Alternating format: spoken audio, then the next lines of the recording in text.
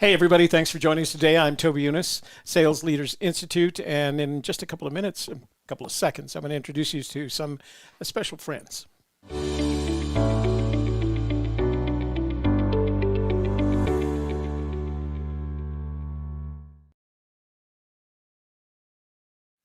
Again, thanks for joining us today. Let me take care of a little bit of housekeeping. Make sure that before you leave our video today, you like it. YouTube likes it when you like our video. Share it with your family, your friends, your neighbors, the business associates, the entirety of your social network so that we can grow the channel. And then finally, if you're not already a subscriber, this would be the ideal time to subscribe. And when you see that notifications bell, click on the notifications bell. And that way, whenever we start a live stream, you'll be immediately informed and in the know. So first, I would like to introduce my partner. Hi, I'm Shelley Carney. And Shelley Carney is my partner in Sales Leaders Institute, as well as several other kind of things that we do together, Yeah. But more importantly, I'd like to introduce our guest. And again, I have the advantage in all this. His name is Tom, and I'm going to let him introduce himself. It's in his entirety. But full disclosure, Tom is my son-in-law. He's married to my daughter, Ryan, and the father of two grandchildren and one on the way, Mila, Manny. And do we have a name for the new baby yet, or are we holding that off on that? I probably should not Oh, disclose okay. that All right right. now. Shouldn't disclose that. All right, Tom. Without, So without permission. first of all, take a moment to introduce yourself and your company. My name is Tom McGarry. I'm the Chief Technology Officer and co-founder of Market Hardware Inc. We've been in business for 17 years as provider of digital marketing services for small businesses. We serve the entire nation. We have clients in varied number of industries, mostly in home services and professional services, and we have succeeded quite well in the past 17 years. So I know that you graduated from UVA because you were there at about the same time my daughter Sean was there. That's correct. So tell me a little bit about the progression from graduating from UVA to where you are now. Sure. Well, that's interesting. So I went to University of Virginia for engineering. I went there for undergraduate school for aerospace engineering, which led into a little bit more of a non-traditional engineering master's program. I got a master's in materials science and engineering. Mm-hmm. I won't explain how that jump happened, but they can go hand in hand because a lot of high-end aerospace technology surrounds and it involves material science.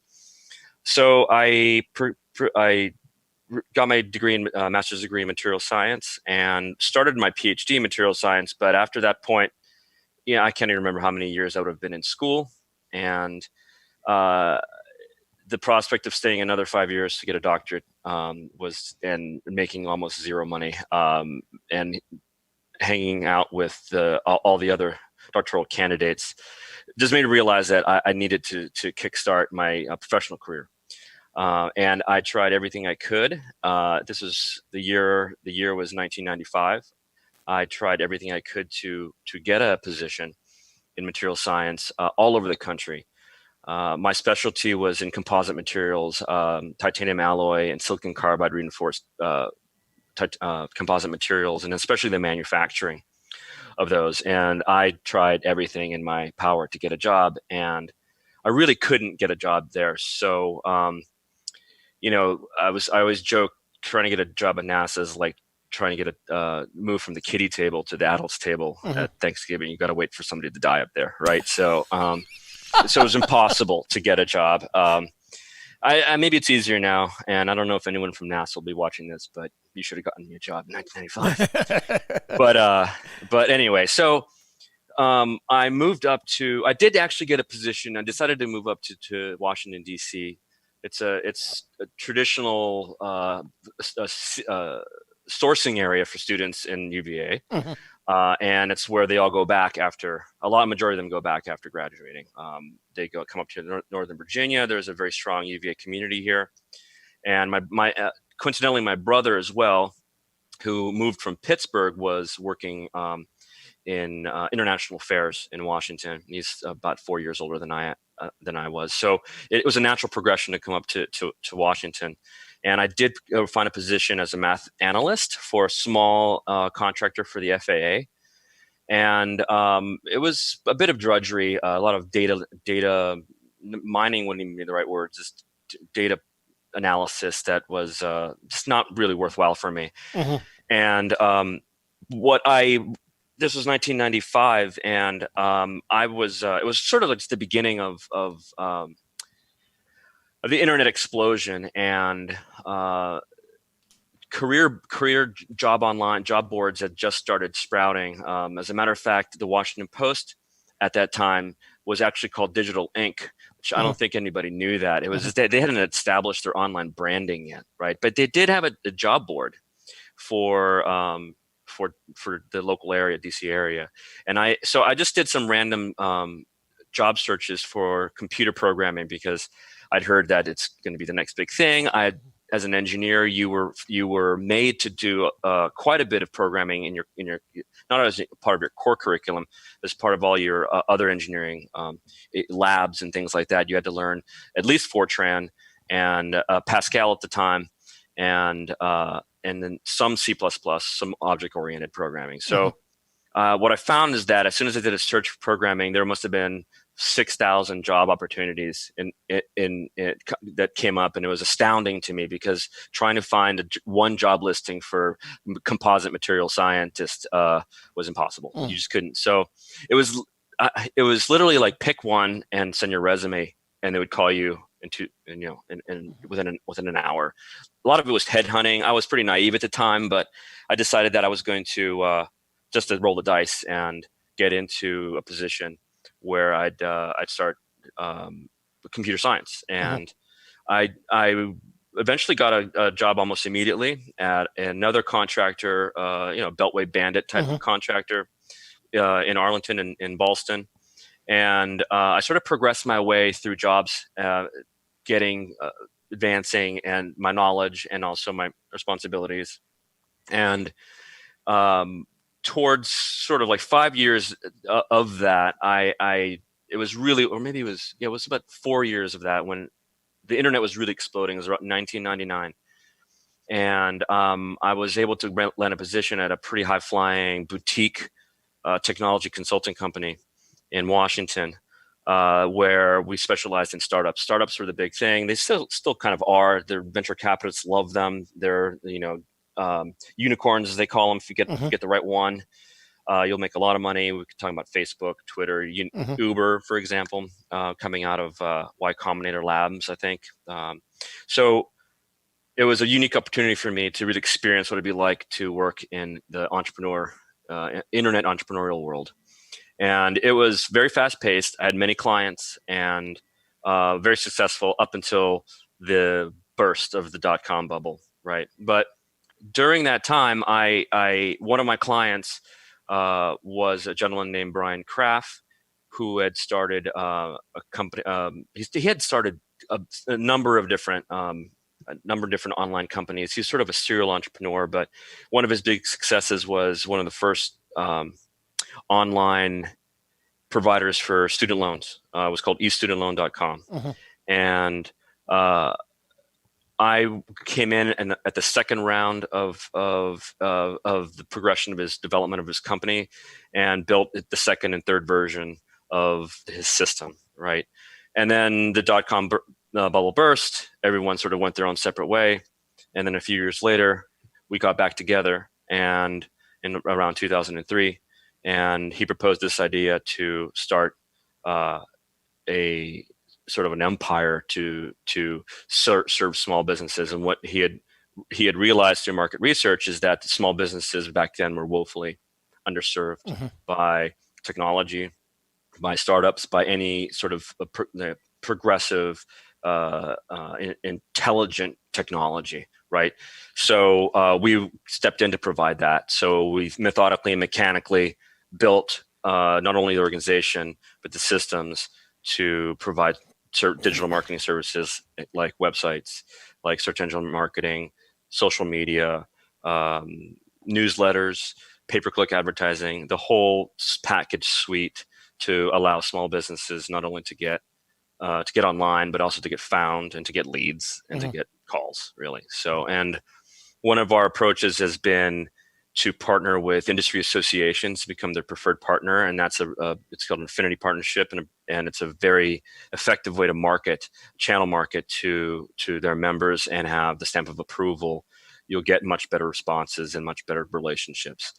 And not only that, we coupled that with very high touch services, where it's very much personal and high touch services where clients are well served, and that's how we've succeeded through all these years. Because honestly, digital marketing services and companies like ours, there's quite a few of them. Mm-hmm. We decided to really hone in on certain industries, like I said, partner with associations, and to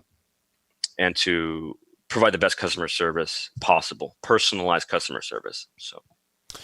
Before I turn this over to Shelley, a couple of questions. Number one, do me a favor, and one of the things that you mentioned was the marketing you did to associations, and I remember Sure. both you and Ryan talking about that. Tell me a little bit about, or tell our viewers a little bit about Market Hardware's relationship with associations, the association relationship with their business owners, and how that little triangle works so nicely. Sure. So, well, obviously, associations have memberships, then they provide benefits for their members, right? An example. Give me an example of one of these. So can you do that?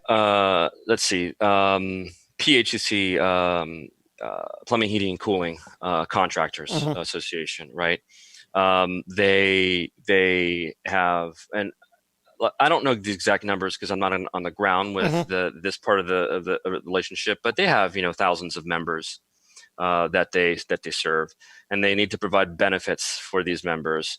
And back in the day, these associations didn't really have a plan for providing digital services for their clients, for their members. So the members were always calling the association and asking them if they have ways for them to get a website, to get leads, to just understand the digital ecosystem a little bit more. And that's where we came in, and through really just good old pounding the pavement, and luckily being in the DC metro area, we have access to a lot of associations here, to build relationships with them and to prove that we could provide the services and customer serve their members to the extent that they would feel comfortable, and then be able to provide referrals for us. And the first few were the hardest ones to get, honestly. And then once we got that sort of pack of association relationships, we use that to go to another association, say, here's our program. And we also had a well-defined program of offerings and processes to make it as easy as possible for us to market through them. And our most traditional way of doing that of marketing is through direct mail. So what we found is that our typical client or prospect, and I want to put this as PC as possible, wasn't as tech savvy as they should be, and we're much more used to a traditional marketing vehicle such as a direct mail, a letter.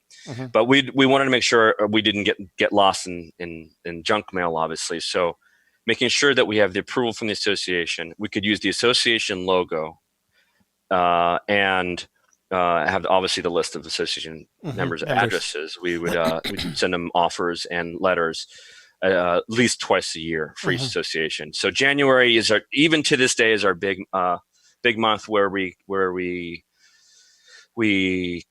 clean our data and make sure our data is clean. We get new additions to each one of our lists, and to this day we still do direct marketing pieces to our associations.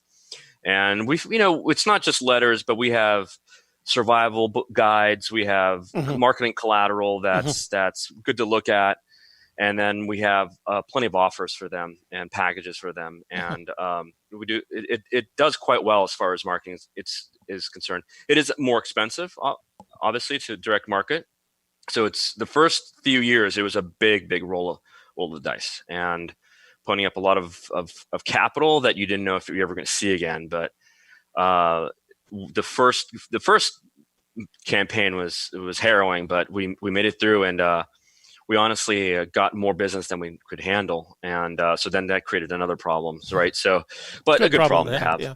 Obviously. So, and that's one of the approaches that we have for marketing.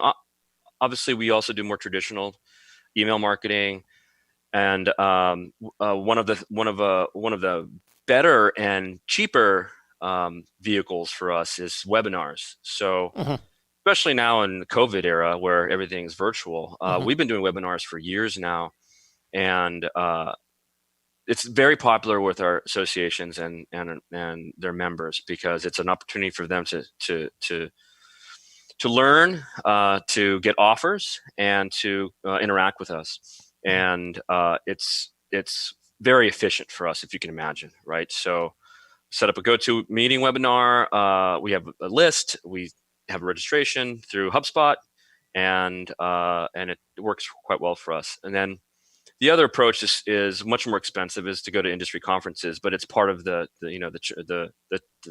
dues trilogy, right? Yeah. So we have to go to, and we do that quite a bit. Springtime, it's this interesting. Springtime is really the time for when we ramp up for conferences, and we're usually hairs on fire trying to get prepared for these conferences. And we have some very specific things that we offer at these conferences that other people don't. And preparing for that is quite an ordeal. If we have a registration, each list, pre-registration list, each registrant will get a individualized folder with targeted marketing information for them, targeted, personalized and customized. Putting that together is quite a feat of strength, and it's just interesting. We started the year off gearing up for this, and it came to a crashing halt all of a sudden in March. All the trade shows, all the conferences started getting canceled. And luckily the airlines were giving refunds, so that helped a bit, and so were the venues. But that was one of the big shifts in this particular era of that just got the plug was pulled on that particular part of our marketing. But honestly, we didn't really need that to have that expense on our books anyway. So in a way, it's we'll take that opportunity and run with it. We'll shift some of our resources to the more online and digital approaches. So I don't know if I said too much or too little, but no. You told us a lot, and it was good. Yeah. Although I have to admit, it was interesting to hear you refer to email marketing as, quote, traditional email marketing. Like we had to step out of the traditional email marketing to do that analog marketing for these guys. Yeah. Because of the people that you're dealing with, the companies you're dealing with, it's just necessary, Yeah. Well, I say traditional because there's so many more vehicles now that probably are much more efficient than the email. And email marketing, it's one of those double-edged swords, I guess. I don't know. You can get in trouble for it. It's messy, but it is effective, and we try to do it as light as touch as possible, and professionally and with class.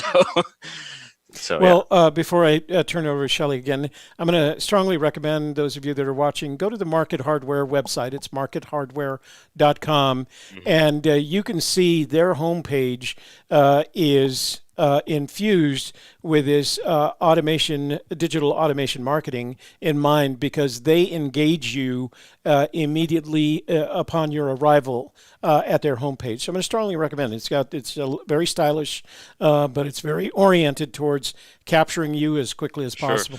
Which actually brings up a point. I heard Toby that you were on our chat today on markethardware.com, right? Well, no. I hear everything. Yeah.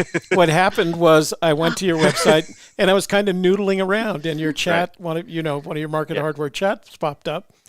Molly, I Molly, remember yeah, him. It Molly. was Molly. She's wonderful. And I said, my name is Toby Younis. I'm Tom's father-in-law, and we're going to be interviewing him tonight. And I was just noodling around looking for information about Tom and the company and things like that. So again, they captured this, right? That Yeah. conversation was captured and Sure. probably put into a marketing database, and we'll find this guy later. For sure. You're definitely going to be. You're at least start getting emails. You're an MQL at this point, marketing qualified lead, right? So we've got to get you to SQL here soon.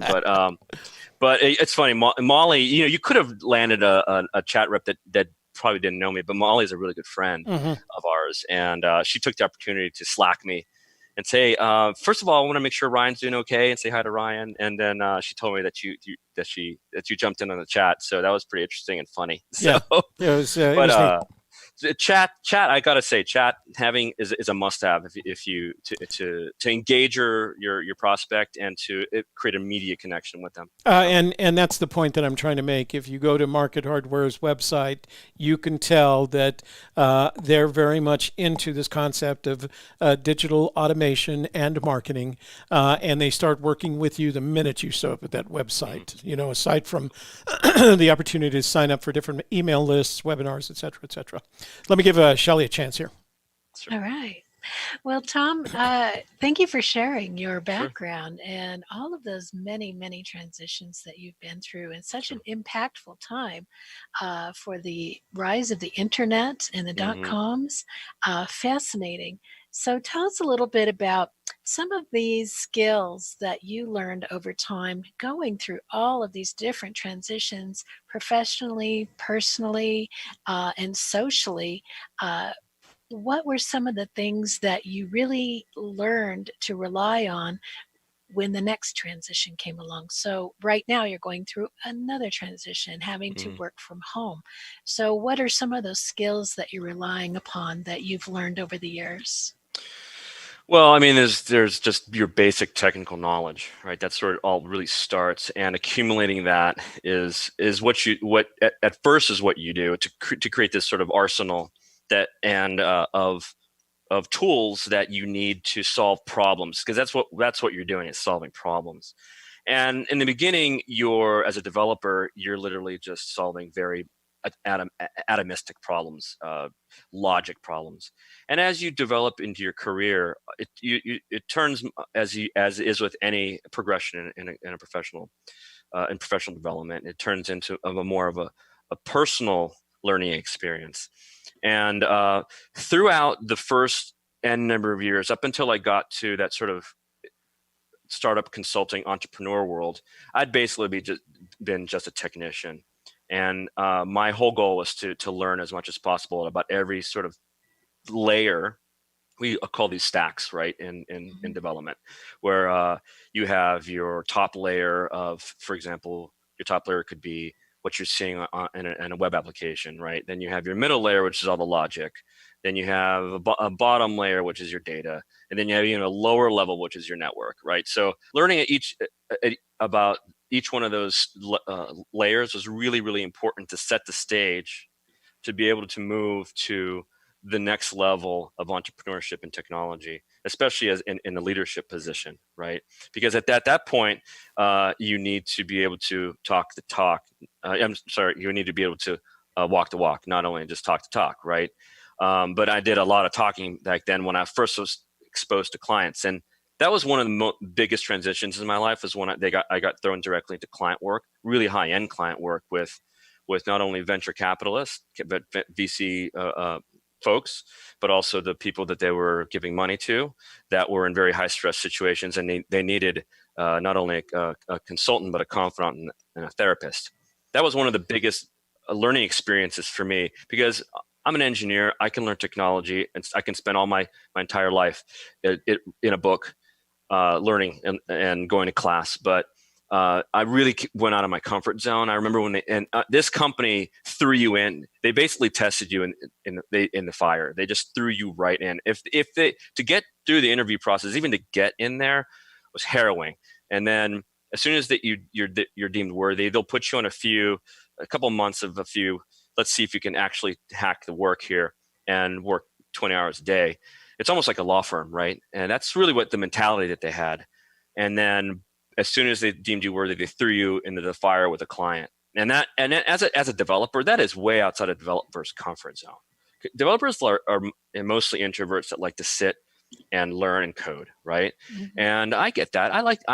I suffer from that too. I probably shouldn't use the word suffer, but that was the biggest learning experience for me, and where I started developing professionally the most, and being able to interact, and not only interact but speak clearly and coherently about not only technical problems but solutions, right?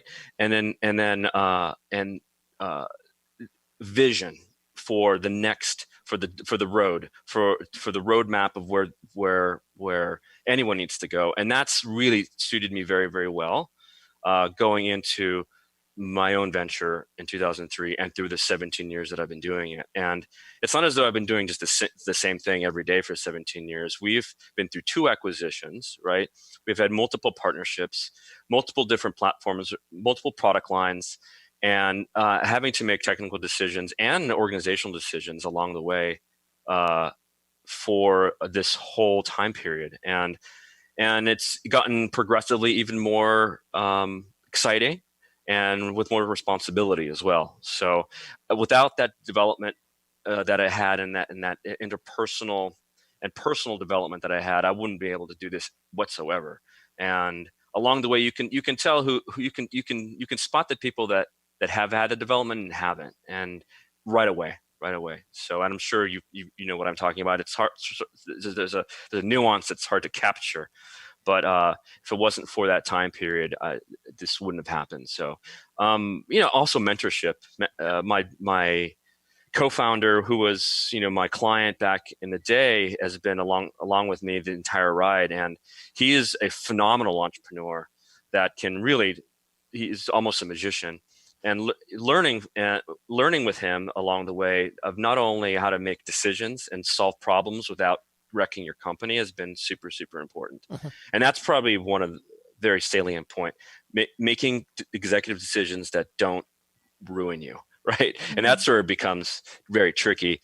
And you've got to have a good base of experience, and also some fallbacks and fail safes as well. So know where to put those along the way. And plan B is always available. Plan C is always available. So yeah. Let's talk about the present. Sure. I'm in my 40th year of business. I've dealt with several recessions, the inflection of 9/11, the disaster of the 2008, and now we're experiencing not necessarily a disaster, but certainly an inflection point. How are you and your company dealing with what we're experiencing? I mentioned to you before we started the show that I was reading an article out of CNBC, and the person the economist writing the article said that we're going to lose the economy. The way he described it was interesting. The U.S. economy is going to shed more businesses in the next 3 years than it did in the past 20. So the question is, are you going to be a survivor or not? What are you guys doing right now through this period to make sure you get through this period? What are your plans for the future? Well, let's see. The way we've been structured and the way we've been organized through our almost our entire lifespan has suited us well for lean and mean operations. We come from a startup mentality. We at first, we still keep it very, very tight and lean. And so one of the things that's helped us the most is have a skill set across our organization that's shared. Okay. So what that allows us to do is have a smaller team and be able to spread the organizational knowledge across that team and distribute that load has helped us stay lean, which of course through tough times is one of the keys to surviving it. The other and another sort of pillar of this is our technology that we've built ourselves that allow us to run very lean and mean, right? So with that coupled, and that's how we've always operated, we've sort of transitioned into this world I'm not going to say painlessly, Yeah. but it hasn't been, it hasn't really, we've had to do a lot of different things within our organization to adjust to it. And I mean, obviously we all have to work remotely, and our organization, our technology infrastructure was always set up for remote work.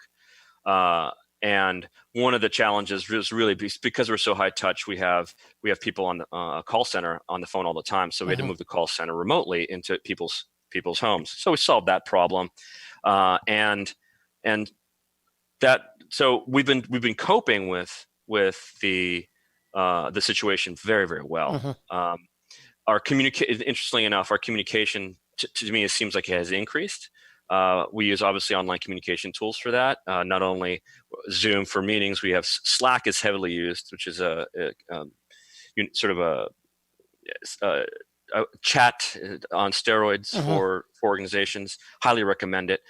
It's always been sort of a backbone for our organization, but it's really served as sort of a meeting ground, not only for communication and client work and technology work, but also as therapy rooms for all our employees. So that served us very well. Like I said before, we've had to change a few things with our marketing to be able to cope with the situation, and I'm not going to say take advantage, but present solutions to our clients to help them through this situation. And one of the we've had a program in our organization that we've used that requires our account managers to reach out in a very systematic way to our clients in a recurring fashion. And what we found is that, first of all, that it surprises our clients very, very, very much. That surprises them in a good way. That we don't reach out to sell them anything. We reach out to see how they're doing. And what happens is it creates a very personal relationship with our clients. And during this situation, we've stepped up and ramped up that program, that communication with our clients to make sure that we can systematically take care of them, see if they need anything. And for example, one of the outputs of this is that we've had a tremendous amount of editing to do on our clients' websites for COVID messages, as an example. Yeah. So we've had to systematize that a bit to be able to add, COVID, the standard COVID alert, how our company's dealing with it for our clients. So that's something we just offer off the bat now. And during a certain call with our client, we'll say, "Do you need a COVID banner and a COVID message?" They're like, "Oh, sure, I think we do." It's a great point.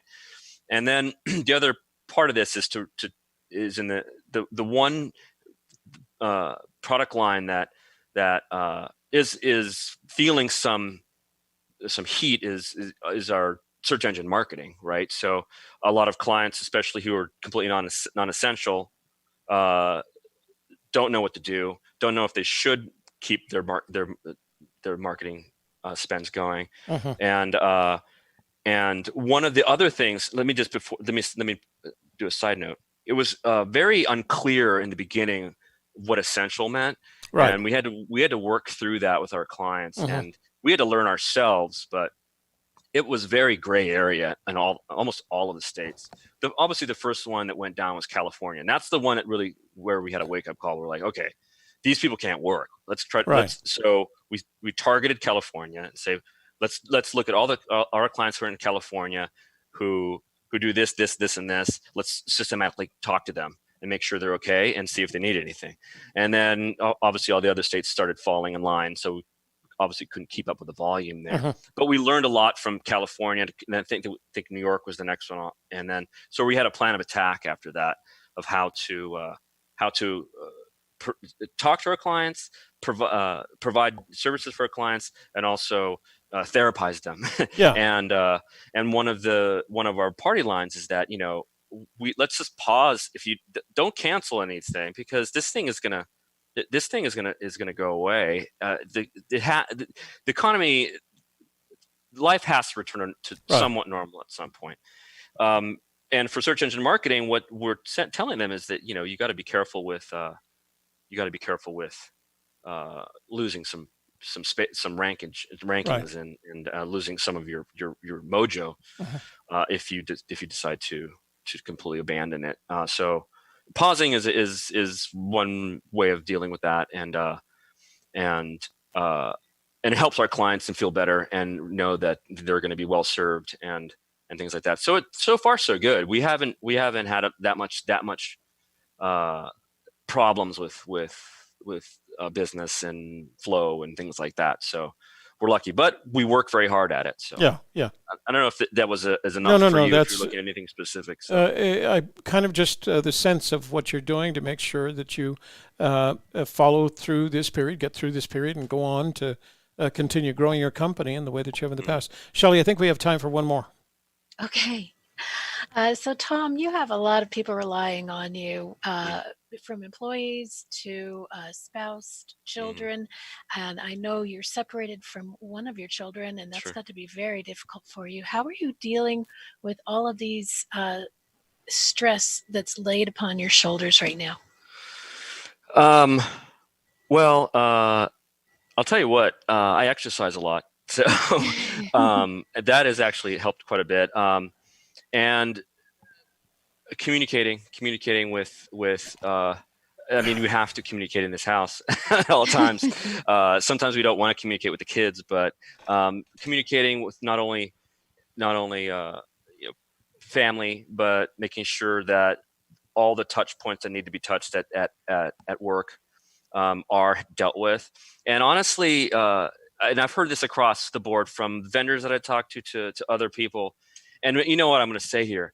Once the commute goes away, you start working more. And I read an article that in the first 3 weeks, I think even Sweden, the average hours in the day increased by 3 hours, which in Europe that seems incredible to me because that's going to be like a 50% increase. Yeah, and then with us, it's got to be even more. But you know, I'm online at 7 o'clock in the morning and don't get offline till around 6. Ryan was online last night until 10 p.m. So what we're finding is that we're working more.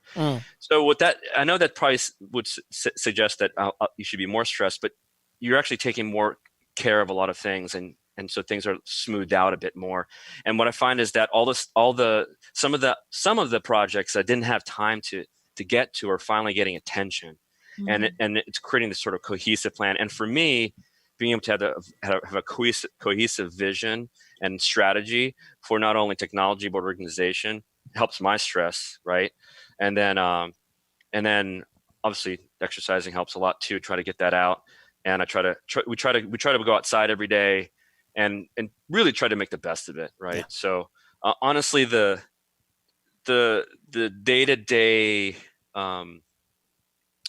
logistics of working together here is probably the most challenging. I'm not going to say stressful, but our living room is turned into our conference room. So when there's meeting conflicts all the time, so whenever I'm getting on a call and Ryan's about to get off a call, I always say, well, hold on, the conference room is still being used. Give me 5 minutes, right? So, and that's been challenging and something I had never even thought of, right? But that's how life is now, and we're making the best of it.